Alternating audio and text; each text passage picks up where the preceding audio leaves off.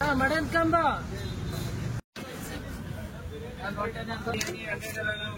कितने दिन हो गया आपका? 7 साल हो गए भैया। 7 ईयर हो गया। 7 years हो गया। ठीक है।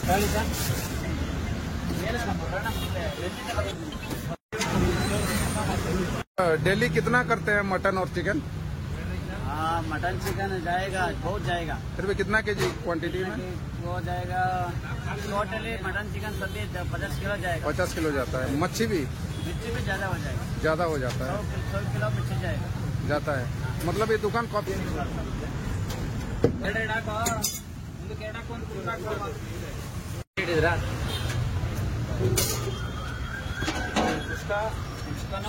ಚಿಕನ್ ಟಿಕ್ಕಾನ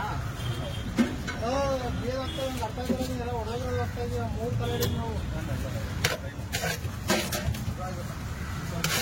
ಅದು ಕಾರ್ಡ್ ಹಾಕು 2 ಪೀಸ್ 3 ತಲೆ ಅದೇ ಇಲ್ಲ ಬೆಲೆ ಇಲ್ಲ